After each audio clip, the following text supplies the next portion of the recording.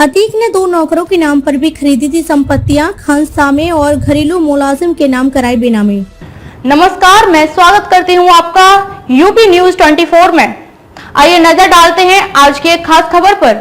Mafia Atiq Ahmad की बेनामी संपत्तियों को लेकर और भी खुलासे हुए हैं।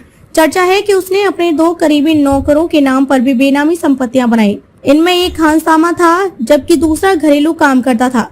प्रयागराज में ही दोनों के नाम बेनामी संपत्तियां बनाई गई।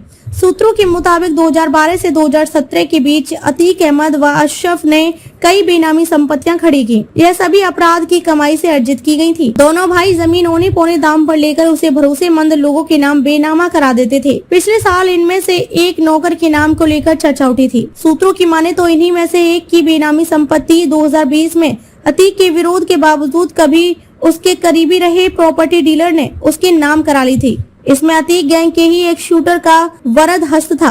सूत्रों का कहना है कि अतीक के ही दम पर उसके कई गुर्गों ने भी बेनामी संपत्तियां बनाई। मरियाडीह व चकिया निवासी 2 गुर्गों ने प्रयागराज व कौशाम्बी में अपने रिश्तेदारों के नाम पर संपत्तियां खड़ी की। जिन रिश्तेदारों के नाम पर यह संपत्तियां हैं उनकी आय बेहद सामान्य है। अतीक ने मुफ्त में दी करोड़ों की जमीन। अतीक की बेनामी संपत्तियों को लेकर ताजा खुलासों के बाद उससे जुड़े उन लोगों के नाम फिर चर्चा में हैं जिन्होंने पिछले कुछ साल में फर्श से अर्श तक का सफर तय किया और अरबपति बन बैठे। इनमें धूमनगंज पुरा मुफ्ती के साथ ही अतरसुया तक के कुछ नाम शामिल हैं। इनमें से ही एक नाम के बारे में चर्चा है कि उसने अतीक की ओर से मुफ्त में दी गई करोड़ों की जमीन पर आलीशान मकान बनवाया। नोएडा व लखनऊ में बेनामी संपत्तियां बेचने की चल रही थी डील। अतीक अहमद के परिवार वाले करोड़ों की 2 अन्य बेनामी संपत्तियों को बेचने की तैयारी में थे। ये संपत्तियां नोएडा व लखनऊ में स्थित है, जिनके लिए खरीदारी के इच्छुक लोगों से बातचीत भी चल रही थी। इसकी जानकारी विजय मिश्र को भी थी। पुलिस दोनों ही बेनामी संपत्तियों के बारे में जानकारी एकत्रित करने में जुट गई है।